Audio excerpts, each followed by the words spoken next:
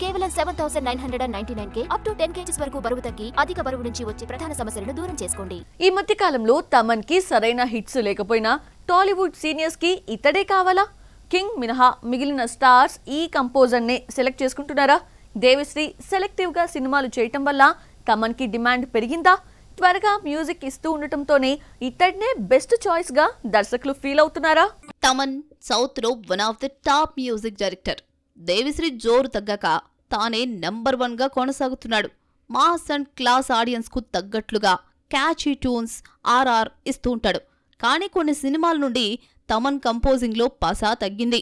అతడు స్కోర్ ఇచ్చిన సినిమాలన్నీ బాక్సాఫీస్ దగ్గర బోల్తా పడుతున్నాయి.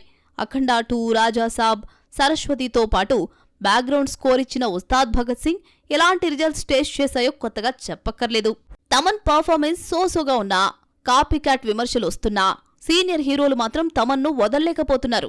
అలా వైకుంఠపురంతో త్రివిక్రమ్ తమన్ బాండింగ్ సక్సెస్ఫుల్ గా కొనసాగుతోంది. కానీ వెంకటేష్ ఆదర్శ కుటుంబంలో గురూజీ కంపోజర్ను మార్చాలనుకున్నాడు. హర్షవర్ధన్ రామేశ్వర్ ఫస్ట్ చాయిస్ కాగా చివరకు తమనే ఫైనల్ అయ్యాడు. అఖండ 2 ఫ్లాప్ అయినా బాలయ్య నందమూరి తమన్కు ఎన్బికే 111 కి మరో ఛాన్స్ ఇచ్చాడు. చిరంజీవి బాబీ మెగా 158 కి నెక్స్ట్ సినిమాకు తమన్ ఫైనల్ అయ్యాడు.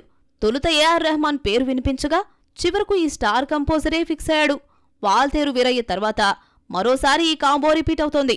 తమన్నే సెలెక్ట్ చేసుకోవడం వెనుక హీరోల కన్నా దర్శకుల చాయిస్ ఎక్కువగా కనిపిస్తోంది. త్రివిక్రమ్, బాబీ, గోపీచంద్ మరినేని లాస్ట్ ఫిలిం గుంటూరు కారం, డాకు మహారాజ్, జాట్ సినిమాలకు అతడే కంపోజర్. సో తన బాండింగ్ కంటిన్యూ చేస్తున్నారు దర్శకులు. అందులోనూ త్వరగా సాంగ్స్, బీజిఎం కంప్లీట్ చేస్తూ ఉండడంతో ఇతన్నే కంటిన్యూ చేస్తున్నారు డైరెక్టర్స్.